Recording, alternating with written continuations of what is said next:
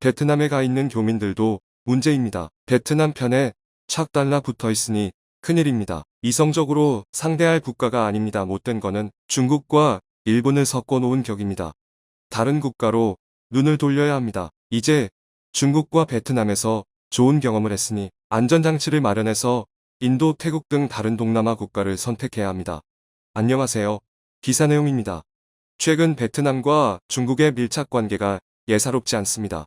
기존의 베트남은 한국으로부터 막대한 투자를 유치한 뒤부터 한국과 우호적인 관계를 유지해왔지만 지난해 본격적으로 한국에 대한 비협조적인 정책을 세우면서 한국 국민들의 민심을 빠른 속도로 잃어버리고 있습니다. 특히 한국 기업이 베트남 경제에서 차지하는 부분이 전체의 3분의 1이 넘는데도 불구하고 더 이상 한국 기업의 투자가 진전되지 않고 정체되는 모습을 보이자 베트남은 한국에 대해 우호적인 정책을 모두 없던 일로 만들면서 중국과 일본 등 새로운 투자처를 찾고 있습니다. 특히 중국과의 협력이 전례 없던 수준으로 빠르게 늘어나고 있으며 세계적인 흐름인 전기차에 탑재될 배터리를 중국 업체와 합작하여 연구개발한다는 계획입니다. 그런데 이 과정에서 베트남의 삼성이라 불리는 빈그룹이 한국의 배터리 인재들을 빼내서 기술을 확보하려는 시도가 포착되어 논란이 되고 있습니다. 그동안 한국 기업의 적극적인 투자로 커오던 베트남이 이제는 경제적인 여유가 생겼다며 한국 기업의 기술과 밥그릇을 가져가려는 시도를 하고 있는데요. 어떻게 된 일인지 자세히 알아보겠습니다.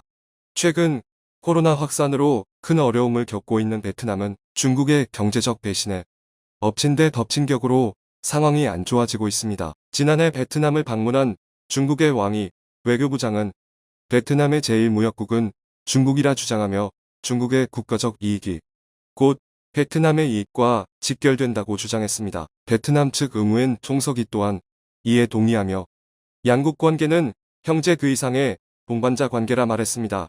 이어서 베트남은 중국과 함께 사회주의의 정도를 함께 걸을 것이라 말하며 자신들의 목표를 시진핑 주석에게 전달해달라 요청했습니다. 중국과 정치, 경제적으로 협력을 강화하는 베트남은 일본과의 협력도 강화하고 있습니다. 일본의 기시다 총리는 취임 후 첫 번째 정상회담 대상국으로 베트남을 선택했으며 세계적인 탈중국 흐름에 일본의 기업들도 동참해 베트남으로 공장을 옮기고 있습니다. 여기서 일본의 기업들이 베트남에 잘 정착할 수 있도록 베트남 당국에 적극적인 지원을 요구하고 있습니다. 베트남의 속마음은 이미 한국으로부터 받을 것을 다 받아내 더 이상 한국의 투자는 늘어나지 않을 것으로 판단하며 한국에 대한 지원은 줄이고 그 대신 중국과 일본에 대한 지원을 늘려서 그들로부터 막대한 투자를 유치하려는 계획입니다. 과거에 비해 어느 정도 발전한 베트남이 이런 전략을 세우고 실행에 옮길 수는 있지만 최근 베트남의 행보를 보면 선을 많이 넘었다는 생각이 들고 있습니다. 베트남의 삼성이라 불리는 빈그룹은 3년 전쯤 빈페스트를 설립하고 베트남의 자체 자동차 브랜드를 만들겠다고 선언했습니다. 그들의 목표는 현재 베트남 시장에서 1위를 하고 있는 현대 기아 자동차를 넘어서 자국 시장에서 1위를 하는 것이며 최근 전 세계적 전기차 흐름에 맞춰 새로운 전기차를 개발하고 시장에 내놓으려는 계획입니다. 이들은 전기차뿐만 아니라 배터리 개발과 생산에도 몰두하고 있는데요. 그럴 만한 이유가 있습니다. 일반적인 전기차 원가의 40%를 배터리가 차지하고 있기 때문에 자체적인 배터리 공급 체계를 갖추지 못한다면 전기차를 열심히 생산하여 판매한다고 해도 결국 배터리 제조사들을 배만 불려주는 꼴이 되기 때문입니다. 이 과정에서 베트남 빈페스트는 중국의 업체와 손을 잡았습니다.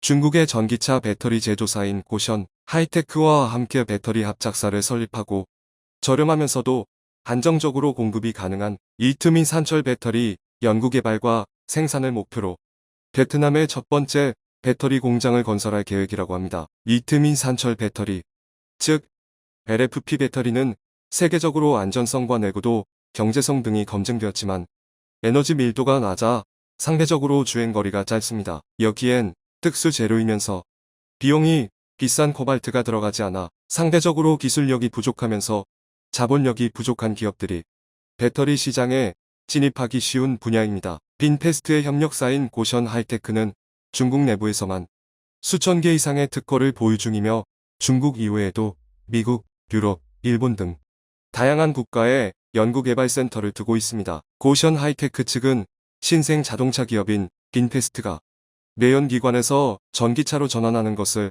적극 지원하기 위해 중국의 선진적인 배터리 기술을 공유할 것이라고 말했습니다. 빈그룹의 배터리 진출은 베트남 당국의 적극적인 지원을 받고 있습니다. 빈그룹의 자체 배터리 회사인 빈에너지 솔루션은 베트남 봉황 지역에 6천억 원을 투자하여 배터리 팩 공장을 건설하고 있습니다. 공장 착공식엔 베트남의 의무엔 국가주석이 참석하여 축사를 보냈으며 빈그룹이 무리 없이 배터리 공장 부지를 확보할 수 있도록 적극적인 지원을 한 것으로 확인됐습니다. 베트남 국가주석은 이 자리에서 에너지 안보와 개발은 베트남 경제에서 핵심이 될 것이라며 기술 개발에 최우선적 가치를 두고 청정에너지 생산과 저장, 운송 기술을 개발할 것이라 말했습니다. 이어서 베트남의 순수한 자체 자본으로 짓는 첫 번째 배터리팩 공장은 기업의 경쟁력은 물론이고 베트남 국가적인 에너지 안보에도 기여할 것이라 말하며 정부 차원의 적극적인 지원을 약속했습니다. 즉, 베트남 기업의 배터리 사업은 베트남 정부의 적극적인 지원이 걸려있는 국가적인 일이며 베트남 당국이 주도하는 사업임에도 불구하고 베트남 측은 해외 인력 배우기에 한창인 상황입니다. 최근 중국과 유럽의 배터리 업체들에 이어서 베트남 측도 한국의 배터리 기술자 영입에 나서고 있습니다. 배터리 전문 인력의 수요가 매우 높아지며 업계에서 최고로 인정받는 한국인 기술자에 대한 글로벌 기업들의 수요가 날이 갈수록 높아지고 있는데요. 배터리 업계에 따르면 빈그룹 측은 수개월 전부터 지속적으로 한국의 에너지 기업들의 평범한 기술직은 물론 부장급 이상의 고위 직급을 가진 임원들에게도 접촉하여 자신의 회사로 이직을 권유하고 있습니다. 이직을 권유하는 연락에서 명확하게 빈그룹이라고 밝히지는 않고 있지만 베트남의 전기차 배터리 업체로 설명하고 있는데 이는 베트남에서 빈그룹이 유일하기 때문에 베트남 측이 한국의 기술진 빼가기 위해 노력 중인 사실을 쉽게 알아차릴 수 있습니다. 해당 제안서에서 베트남의 배터리 업체는 업계 최고 수준을 넘어서 기존에 받던 연봉의 2배에서 3배를 제안하고 있는 것으로 알려졌습니다. 연봉만 보면 베트남의 제안에 혹할 만하지만 대다수의 한국인 기술자들은 꿈쩍도 하지 않고 있습니다. 한국의 배터리 업계 인력 빼가기는 어제 오늘이 아니며 몇 년 전부터 중국의 전기차 업체에서 한국의 배터리 인력들을 감언이설로 꼬드겨 수십억 원의 연봉과 성과급을 약속했지만 정작 중국으로 넘어간 한국인 기술자들은 고급 기술만 중국에 넘겨주고 정년 보장도 받지 못한 채 몇 개월 만에 해고되었다는 소식이 업계에선 유명합니다. 특히 중국과 같은 사회주의 공산국가는 아무리 근로계약서를 작성했다 하더라도 갖가지 이유를 들며 법적인 권리를 보장받기 어렵기에 계약서에 명시된 급여와 대우를 받지 못해도 아무 말 할 수 없는 현실입니다. 베트남 배터리 기업도 마찬가지가 될 것이라는 분위기입니다. 하물며 금전적으로 여유 있는 기업들인 중국이나 유럽의 배터리 업계들은 돈이라도 많이 준다고 하면 믿을만도 하지만 베트남의 신생 배터리 업체는 자본금과 기술력, 인력 모든 게 부족하며 특히 베트남 배터리를 주도하는 빈그룹은 본업이 부동산으로서 코로나의 직격탄을 맞이해 지난해부터 경영 상황이 급속도로 악화되고 있다는 사실은 유명합니다. 경영 상황도 안 좋으면서 한국에서 어렵게 모셔온 고급 인력들에게 수억 원의 연봉과 성과급, 각종 보너스를 줄 만한 돈이 없을 것이라 예상되기 때문입니다. 베트남 배터리 업계는 한국 인력 확보에 단기간에 기술적 격차를 줄이고자 했지만 한국 인력 확보는 하늘의 별 따기가 된 상황이고 그 밖에도 새로운 위기 상황을 맞이하고 있습니다. 바로 배터리의 기본적인 원재료가 글로벌 공급난으로 부족해졌기 때문입니다. 베트남은 상대적으로 기술 수준이 낮은 리튬인 산철 배터리를 주력으로 하는 중인데 여기엔 수산화 리튬이 필수적으로 필요합니다. 하지만 최근 전 세계적으로 리튬 수요량이 폭증하면서 리튬을 가공하여 만드는 수산화 리튬 또한 매우 희귀해진 상황입니다. 한국은 오래전부터 리튬을 비롯한 배터리 원재료의 중요도를 파악한 뒤에 남미의 리튬 광산 개발권을 확보하고 호주와 원재료 공급 계약을 맺는 등 중국에게 의존하던 자원을 비중을 줄이기 위해 노력해왔습니다. 하지만 베트남은 자원대국도 아니면서 과거부터 이런 준비를 하지 않았기 때문에 글로벌 위기 상황을 정면으로 맞이하게 된 상황입니다.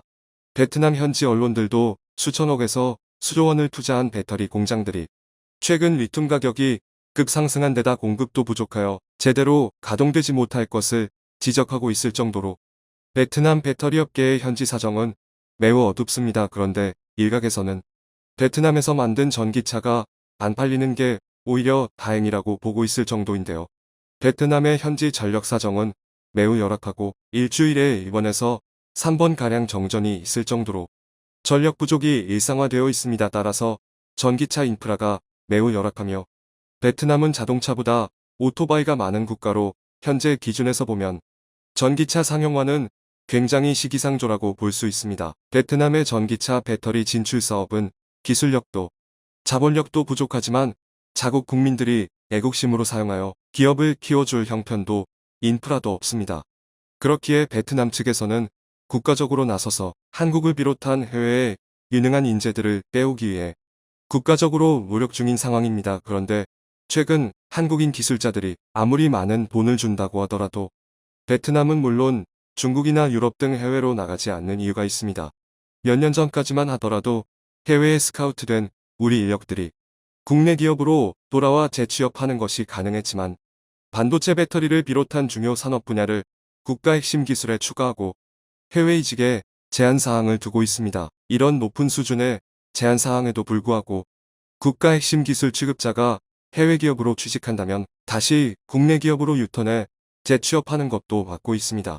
과거 국내 기술자들이 해외로 나가서 한 방 크게 벌어온 다음에 국내로 돌아와 떳떳거리면서 사는 것을 방지하는 법이 생긴 것입니다. 이런 조치로 국내 인력들의 해외 유출이 눈에 띄게 줄었고 국내 기업들도 서로 인재를 확보하기 위해 높은 연봉을 비롯한 각종 성과급, 보너스 등 우리나라 인력에 대한 대우가 갈수록 높아지는 선순환을 일으키고 있습니다. 최근 베트남 측에서 과거 한국이 자신들에게 투자해줬음에도 불구하고 한국의 유능한 인재들을 빼가려고 접근하는 등 한국의 모든 것을 가져가려고 노력하고 있지만 그럼에도 불구하고 오래전부터 관련 산업에 대한 대비를 충실히 해온 한국과는 다르게 베트남은 글로벌 공급난 위기를 정면으로 맞이하며 사업 시작부터 상당한 고비를 맞고 있다고 하는데요. 청중의 일부 의견. 과거에도 해외에 기술 유출한 자들은 추방시켜야 합니다. 한국인은 진심을 보려하지 진심을 다해서 정을 쌓지 않으면 적이 되는 거다. 베트남이 우리나라, 한국을 잘못 건드리면 이런 꼴이 될 것이다라는 예시가 되었으면 좋겠네요. 한국은 일본의 이중성과 간사함에 익숙하다. 한 번 당하면 다음은 없지. 잘 가라, 베트남, 아니 베트남. 그러나 국제적 경영에서는 이성적으로 단호하게 견뎌내야 할 건 견뎌내야죠. 무엇보다 한국으로 철수해서 하는 게 좋지만 인건비 문제를 어떻게 혁신하는가죠. 시청해주셔서 감사합니다.